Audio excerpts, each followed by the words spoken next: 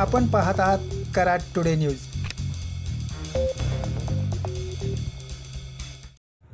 कराड ढेबेवाडी मार्गावर 2012 रोजी चौपदरीकरणांतर्गत प्रशस्त रस्ता तयार करण्यास प्रारंभ झाला होता।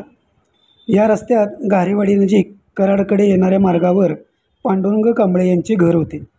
रस्त्यात येणारे हे घर काढण्याबाबत लोकप्रतिनिधींसह शासन स्तरावर प्रयत्न करण्यात आले होते, मात्र सदरील अतिक्रमणावर मार्ग निघाला नव्हता। गेली 10 वर्षापासून हे अतिक्रमण रस्त्यात असल्याने या ठिकाणी मोठे अपघात झाले होते व हे ठिकाण धोकादायक बनले होते।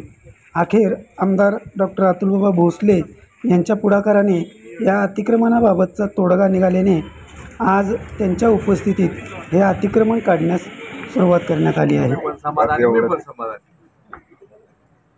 नुकसान करून काही करायचं नाही पाहिजे। तुम्ही पण सेफ आम्हाला आता आनंद आहे की असं आमदार तुम्ही तुमची दखल घेतली। त्याबद्दल दखल नाही, वरपर्यंत फोन करून त्यांना खास अधिकार देऊन पैशाची तरतूद करून तुम्हाला पैसे देऊन सगळं तुमचं पुनर्वसन करून आपल्या डोक्यात एकच टार्गेट आहे की चहा प्यायला घरी यायचं नवीन घरात, दुसरं काही डोक्यात नाही।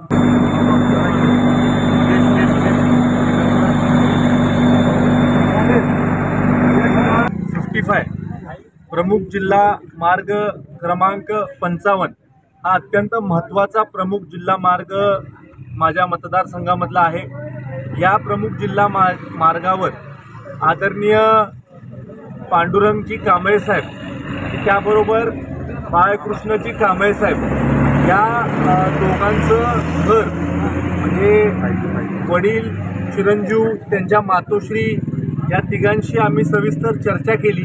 त्यांचं घर हे MDR 55 वर रस्त्याच्या मध्ये येत आहे आणि मागच्या 9 वर्षामध्ये 5 मेजर ॲक्सिडेंट ह्या रस्त्यावर ह्या ठिकाणी झालेले आहेत, म्हणजे ॲक्सिडेंट स्पॉट म्हणून याला आयडेंटिफाय केलेलं आहे। त्याचप्रमाणे MDR 55 वरचं हे जे घर आहे जिथं ॲक्सिडेंट प्रोन स्पॉट म्हणून आयडेंटिफाय करण्यात आलेलं आहे, आज आपण त्यांच्याशी चर्चा करून समन्वयातून त्यांना सार्वजनिक बांधकाम खात्याच्या वरिष्ठ लोकांशी चर्चा करून त्यांना आपण कॉम्पन्सेशन देणार आहोत। त्यांचं देखील नुकसान नको आणि त्यांना आपण मदत करून त्यांचं घर दुसरीकडं उभं राहील आणि त्याचबरोबर ह्या ॲक्सिडेंट स्पॉटच्या तिथं जिथं थोडंसं घर रस्त्यावर आलेलं आहे त्याच्यामुळं डायव्हर्शन थोडंसं घ्यायला लागते आणि ॲक्सिडेंट होतात, ते आपण पूर्णपणे ती जागा मोकळी करणार आहोत जेणेकरून भविष्यामध्ये अशी कुठलीही अपघात इथं घडणार नाहीत। आणि अनेक वर्षापासून हा जो प्रश्न प्रलंबित होता, म्हणजे 9 वर्ष हा प्रश्न प्रलंबित होता। मी सगळ्या स्थानिक लोकांचे देखील आभार मानतो की आपण यांची समजूत काढली आणि त्याचबरोबर ह्या लोकांच्या मनाचा मोठेपणा आहे।